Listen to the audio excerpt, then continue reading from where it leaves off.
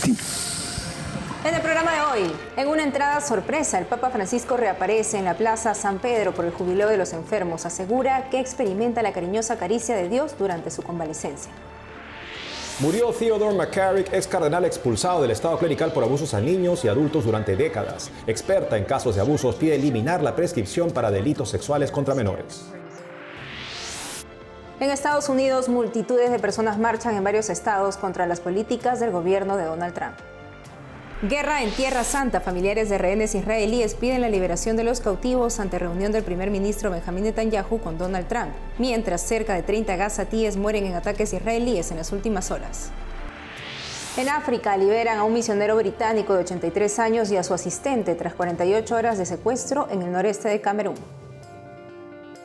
Hola amigos, iniciamos la semana informativa. Así es, Natalie, qué gusto iniciarla contigo y con nuestros televidentes desde los estudios en Lima, Perú. Bienvenidos a su noticiero con enfoque católico EWTN Noticias. Yo soy Natalie Paredes. Soy Eddie Rodríguez Morel, gracias por acompañarnos. Empezamos las noticias con la primera aparición pública del Papa Francisco en el Vaticano desde que fue dado de alta del hospital hace 2 semanas. Realizó una entrada sorpresa a la Plaza de San Pedro durante la misa por el Jubileo de los Enfermos. Los detalles en el siguiente informe.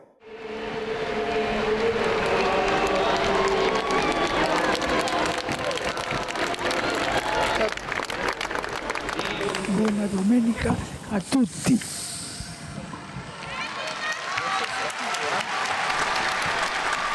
No está previsto que el Papa Francisco haga ninguna aparición oficial en un futuro próximo, pero sorprendió a todos con su primera aparición pública desde que salió del hospital el 23 de marzo, cuando visitó la Plaza de San Pedro con motivo del Jubileo de los Enfermos y de los agentes sanitarios este domingo. El Santo Padre también recibió el sacramento de la reconciliación en la Basílica de San Pedro, permaneció en oración y luego atravesó la Puerta Santa en unión con los peregrinos. Cerca de 20.000 peregrinos de todo el mundo acudieron a Roma para asistir al 7º gran acontecimiento jubilar. Durante 2 días, pacientes, médicos, enfermeras, farmacéuticos, fisioterapeutas, personal sanitario y técnicos de 90 países se reunieron para momentos de oración, diálogo y peregrinación. El evento culminó con una misa en la Plaza de San Pedro presidida por el arzobispo Rino Fisichella, quien leyó una homilía escrita por el Papa Francisco para la ocasión. Con voi poi, carissimi fratelli e sorelle malati. Tengo mucho en común con vosotros en este momento de mi vida, queridos hermanos y hermanas enfermos. La experiencia de la enfermedad, de la debilidad, de tener que depender de los demás en tantas cosas y de tener necesidad de su apoyo. Eso no siempre es fácil, pero es una escuela en la que aprendemos cada día a amar y a dejarnos amar. En el evento participaron diferentes organizaciones, grupos de voluntarios y órdenes religiosas.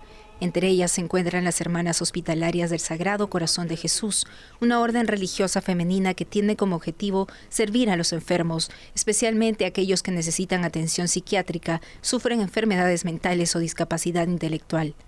En una entrevista con EWTN, la Madre Superiora de la Orden explicó su enfoque en el cuidado de los enfermos.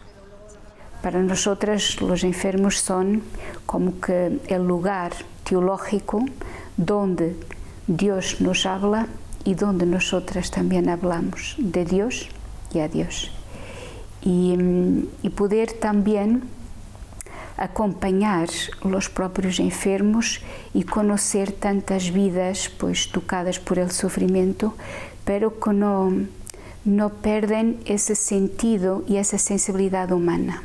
Antes, por el contrario, la enfermedad te torna más próxima, más sensible, más atenta a las necesidades del otro. La Madre Superiora también enfatizó el papel significativo de la fe en el camino de rehabilitación de una persona, señalando cómo contribuyen a su curación general. Y para los enfermos lo más importante es la proximidad, la escucha, la atención, ¿no es? Y cómo experimentan también la dimensión de la fe y de la espiritualidad también es enriquecedora en su proceso terapéutico. Y tu vivencia espiritual, desde tus diferentes opciones, puede también influir en el proceso de rehabilitación terapéutico y de recuperación. La fe puede ayudar a la recuperación, pero el cuidado de los enfermos también puede servir como camino de salvación, destacó el Papa en su homilía. Egli ci coinvolge El Señor nos invita a nuestra vez a convertirnos en ángeles los unos para los otros, mensajeros de su presencia, hasta el punto de que el lecho del enfermo pueda convertirse en un lugar santo, de salvación y redención, tanto por los enfermos y por quienes los cuidan. En su mensaje del Ángelus, el Papa Francisco también compartió que durante su hospitalización y las últimas 2 semanas de descanso en el Vaticano, percibió el dedo de Dios y su cariñosa cercanía a través de los trabajadores de la salud. Terminó su mensaje pidiendo al Señor que esta caricia de su amor llegue a quienes sufren y anime a quienes los cuidan. Ahora veamos cómo reaccionaron los fieles en el Vaticano luego de ver y recibir la bendición del Papa Francisco.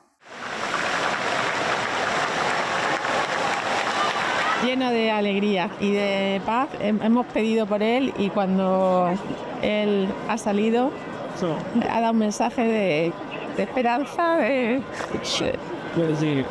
todo, un mensaje para seguir adelante y nada, y que la paz es posible y que el amor lo cura todo. Obviamente la gran sorpresa es que pudo aparecer a pesar de sus problemas de salud, a pesar de que creo que está sin aliento y le cuesta muchísimo respirar, pero es un momento de esperanza justo ahora que nos preparamos para la Pascua y la Resurrección. Estoy bien emocionada de ver al Papa, nunca pensé que lo fuera yo a ver y me siento muy contenta porque me trajeron a Roma porque voy a cumplir mis 60 años y estoy muy contenta, feliz. Fue muy emocionante. Fue muy emocionante porque cuando lo sigues y lo sigues por televisión, es ciertamente diferente a estar aquí en persona. Luego, para mí, es la primera vez en 56 años y entiendes que fue algo hermoso, mucho más emocionante porque pensé que no podría ver al Papa. Pero me hicieron este regalo. Hoy fue un día soleado y espléndido, y creo que esto se debe a nuestro Papa, quien nos sorprendió a todos con su presencia en último momento. Fue muy emotivo y nos alegra que esté aquí con nosotros.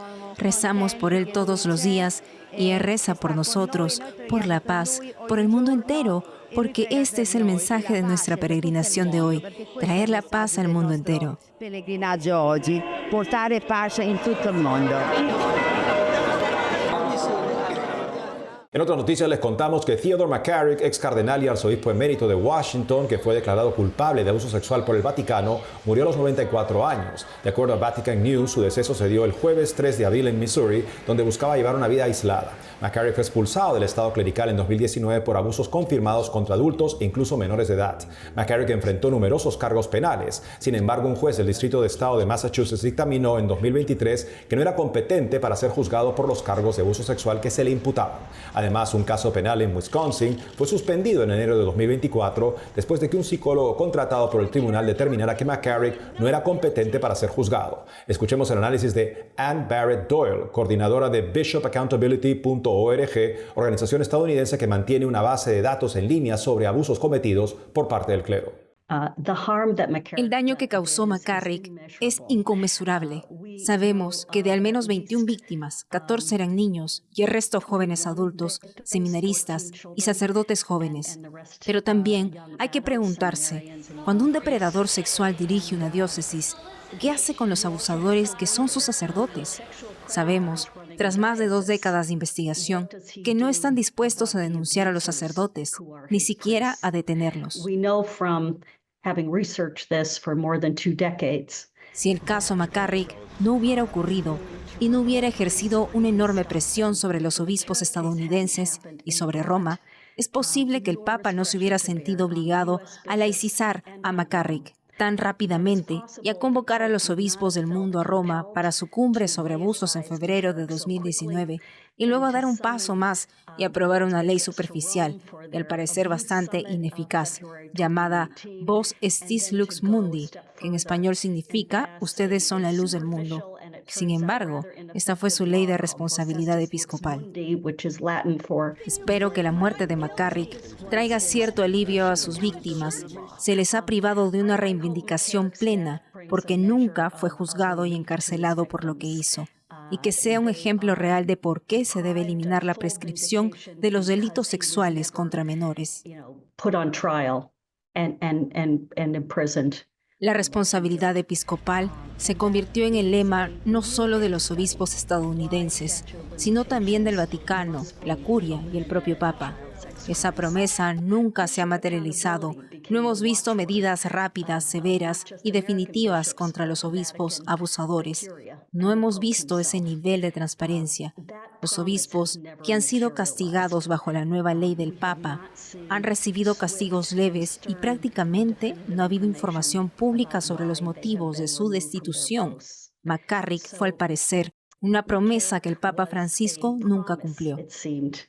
That never got fulfilled by Pope Francis. Pasamos a noticias desde Estados Unidos, donde miles de manifestantes salieron a las calles de diversos estados para protestar contra Donald Trump. Ellos se oponen a las medidas que el mandatario está tomando con respecto al gobierno, la economía, la inmigración y los derechos humanos. Las multitudinarias protestas se dieron el sábado 5 de abril bajo el eslogan Hands Off o Manos Fuera en español. Las protestas llegaron hasta el National Mall en Washington, D.C., los capitolios estatales y lugares emblemáticos de los 50 estados. Las protestas multitudinarias coincidieron el mismo día que entró en vigor el arancel global del 10% anunciado esta semana por Trump, una medida que preocupa a nivel mundial.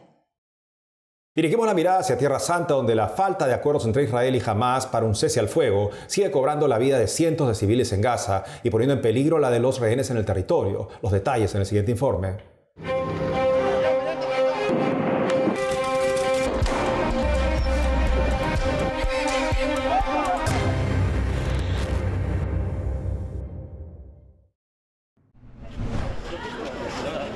Un grupo de gazatíes reza ante el cuerpo de un periodista local muerto durante los ataques de Israel contra los terroristas de Hamás. Según la agencia de noticias The Associated Press, otros 6 reporteros resultaron heridos. Los hospitales en Gaza también informaron de la muerte de unas 29 personas, incluidos mujeres y niños. En la ribera occidental, al norte de Jerusalén, los palestinos condenaron este fin de semana la muerte de 15 médicos en Gaza en una ofensiva del ejército israelí el 23 de marzo. Entre los muertos, dicen, había 8 trabajadores de la Media Luna Roja, 6 de Defensa Civil y un miembro del personal de la ONU. Fueron enterrados en una fosa común de manera clandestina. En un principio, Israel informó que abrió fuego contra los vehículos que los transportaban porque se acercaron sospechosamente y sin luces. No obstante, según imágenes encontradas en el celular de uno de los paramédicos fallecidos, las unidades sí tenían las luces encendidas y también las señales de emergencia. El ejército israelí cometió un terrible crimen de guerra al atacar a los proveedores de primeros auxilios y a los médicos de la Sociedad de la Media Luna Roja, mientras estaban en sus ambulancias claramente marcados con sus sirenas encendidas, con sus luces encendidas. De acuerdo a la BBC, el ejército israelí reconoció que sus agentes cometieron errores y las fuerzas de defensa israelíes prometieron una investigación exhaustiva.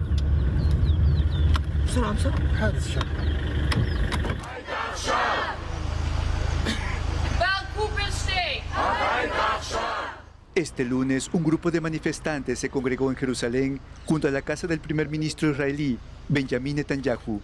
Exigían un acuerdo para que se libere a los rehenes ante el viaje de Netanyahu a Estados Unidos. Presidente Trump, dígale a Netanyahu que pare esta guerra y que los traiga a todos a casa. Deje ir a mi gente.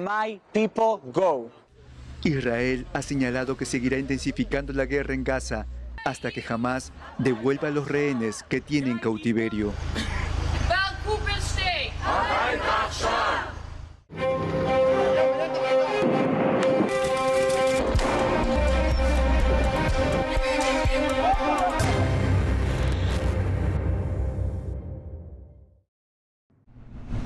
¿Y cómo se podría avanzar hacia una paz duradera en Tierra Santa? El cardenal Fernando Chomalí, arzobispo de Santiago de Chile y descendiente de inmigrantes palestinos, opinó sobre cómo llegar a una conciliación en entrevista exclusiva a la periodista de Así Prensa, Julieta Villar, para EWTN Noticias. Escuchemos. Bueno, en primer lugar, creo que lo más importante es la conversión de los corazones de todas las instituciones, de todos los grupos que creen que con la violencia van a lograr algo. Con la violencia no se logra nada, la violencia lo único que hace es generar más violencia y creo que en ese sentido tenemos que rezar mucho por todos aquellos grupos de uno u otro lado que creen que a través de la violencia van a lograr un objetivo. Yo soy absolutamente contrario a la violencia, siempre bajo todas las condiciones. Dicho eso, existen resoluciones muy claras de las Naciones Unidas, existe una historia muy clara que amerita que Palestina tenga un Estado libre, soberano, con frontera segura, que pueda cohabitar con Israel, que sean buenos vecinos y que sobre todo piensen en el desarrollo de los pueblos. Creo que ese sería un paso tremendamente importante y pienso que es lo que está esperando la gran mayoría de los palestinos y también creo que lo está esperando una gran mayoría de los israelíes que tampoco están contentos con la situación que han vivido, no están contentos con la respuesta desproporcionada a un ataque totalmente injustificado de Hamás, pero que ha generado mucho dolor y mucho daño y sobre todo un verdadero y triste espectáculo, sobre todo para la juventud, que hacen creer que la vida no vale nada y que puede ser destruida. Así que yo apelo a eso, apelo al diálogo, como lo ha hecho el Santo Padre, apelo al sentido común de que así no se construye nada, sino que lo único que se logra destruir. Nos vamos a una pausa, pero al volver, en África liberan a un misionero británico de 83 años y su asistente tras 48 horas de secuestro al noreste de Camerún. Además, mientras el Papa se prepara para canonizar a Carlo Acutis, le presentamos un informe sobre las extraordinarias vidas de varios santos adolescentes. Regresamos con más noticias con Enfoque Católico.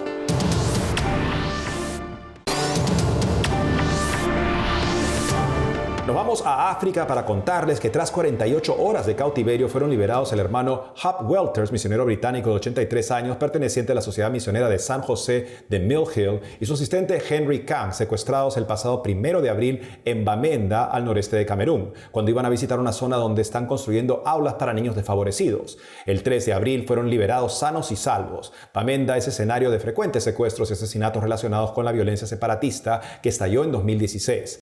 Los separatistas suelen atacar a funcionarios y cargos locales a quienes acusan de colaborar con el gobierno central francófono. Los miembros de la iglesia se han visto afectados por esa violencia. Y mientras el Papa se prepara para canonizar a Carlo Acutis, el joven ciberapóstol de la Eucaristía, le traemos un reportaje del programa Vaticano sobre las vidas inspiradoras de otros varios santos adolescentes. Veamos. La passione anche in quella vita giovanile. La pasión también es importante en la vida de un joven. Una vida joven sin pasión es como una pasta sin sal. Pasta in bianco senza sale. Al aprobar la canonización de Carlo Acutis, el Papa Francisco ha reafirmado un nuevo modelo a seguir para los adolescentes de hoy. Carlos será canonizado el 27 de abril durante el Jubileo de los Adolescentes, un buen momento para reflexionar sobre todos aquellos que, como Carlo, que murió a los 15 años, alcanzaron la santidad a una edad bastante temprana.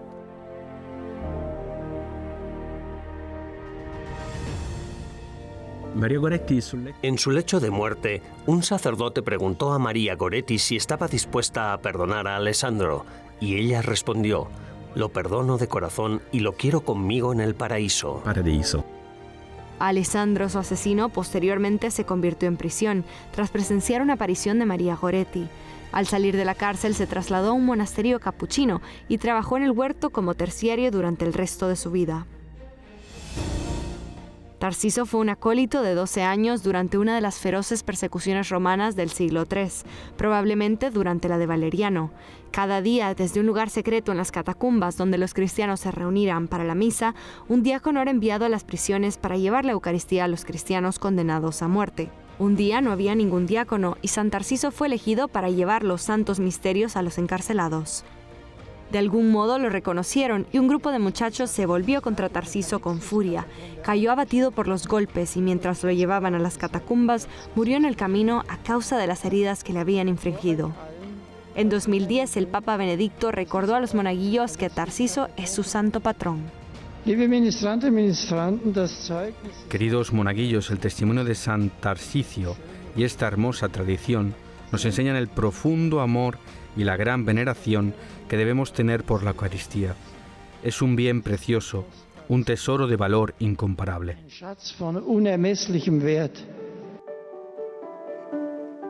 En 2016, el Papa Francisco declaró santo a José Sánchez del Río. José era un niño mexicano de 14 años que en 1928, durante la Guerra Civil en México, fue capturado y torturado. Vivió el conflicto que enfrentaba a milicias campesinas católicas con el gobierno, que era anticatólico. A pesar de las duras torturas, José se negó a renegar de su fe católica. Trágicamente, después de que sus captores le mutilaran las plantas de los pies, le hicieron caminar hasta el lugar de su ejecución. Sus últimas palabras fueron un clamor desafiante de fe. ¡Viva Cristo Rey!, gritó justo antes de ser ejecutado.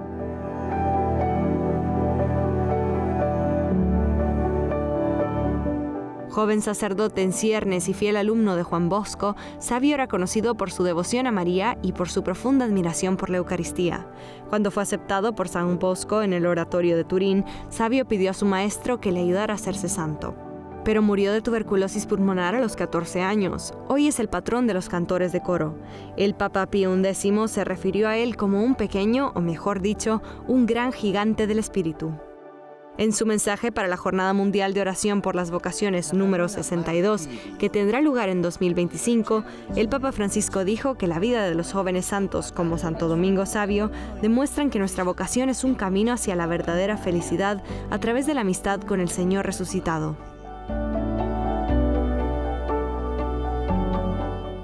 Kostka, un popular santo polaco, fue novicio de la Compañía de Jesús. Escapó de su colegio y caminó desde Viena hasta Roma para ingresar a la orden de los jesuitas. Debido a su inestable estado de salud, Kostka no pudo terminar su formación y murió justo después de tener una visión de María rodeada de ángeles. Es el patrón de la juventud, de los jóvenes estudiantes y de los seminaristas, y todavía hoy sigue siendo muy popular en Polonia.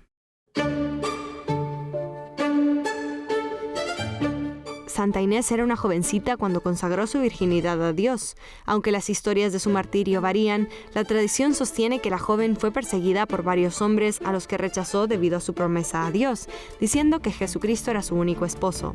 La llevaron ante el gobernador romano y la acusaron de ser cristiana. El gobernador intentó hacerla cambiar de opinión y despojarla de su pureza, pero la joven fue protegida por un ángel.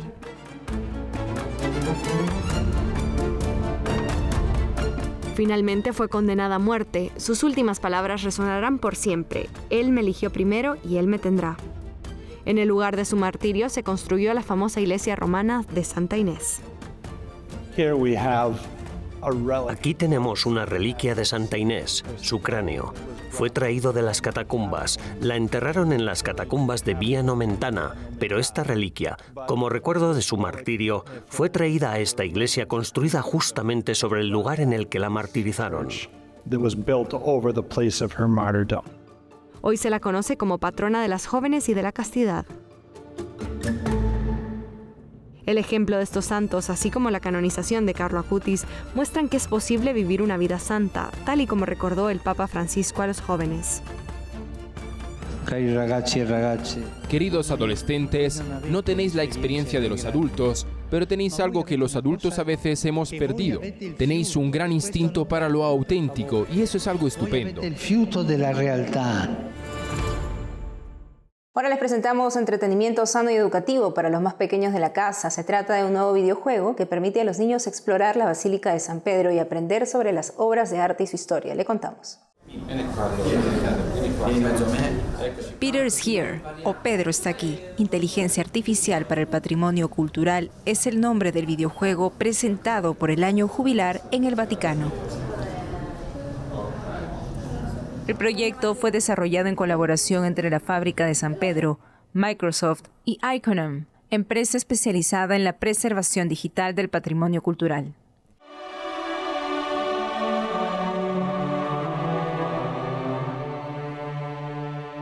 Se trata de un videojuego interactivo que combina historia e inteligencia artificial, dando la oportunidad de explorar la Basílica de San Pedro con escenarios recreados que muestran la belleza y espiritualidad de cada pieza.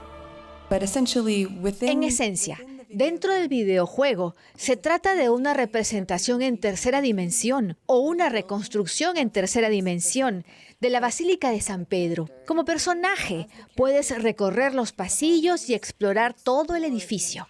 Puedes interactuar con las obras de arte, las estatuas y los mosaicos y aprender la historia de cada uno de ellos. Para garantizar la máxima precisión en la recreación de la basílica, se han empleado las tecnologías más avanzadas en escaneo 3D, inteligencia artificial y captura de imágenes. En rueda de prensa, el cardenal Mauro Gambetti, arcipreste de la Basílica Vaticana, dijo que el videojuego tiene sobre todo un valor pedagógico. Penso che siamo davvero in linea con quanto... Bueno, creo que estamos realmente en línea con lo que el Papa, en una carta dirigida al Corriere, al director Fontana, reiteró hoy. Es decir, necesitamos desarmar nuestras palabras para desarmar nuestras mentes y, por lo tanto, desarmar la tierra. Y que en cambio queremos armar, o mejor dicho, armar nuestros corazones con un deseo de fraternidad y belleza. Además de permitir la exploración libre del templo, el videojuego Pedro está aquí integra misiones interactivas donde los jugadores resuelven problemas, buscan objetos históricos y realizan tareas de restauración. Los colegios católicos de Italia serán los primeros en integrar el videojuego Pedro está aquí en sus planes de estudio. Luego se espera extenderlo a instituciones de todo el mundo. Aunque está diseñado principalmente para escuelas, el juego Pedro está aquí tiene licencias disponibles para familias que educan en casa y organizaciones sin ánimos de lucro. Se puede descargar desde App Store y Play Store.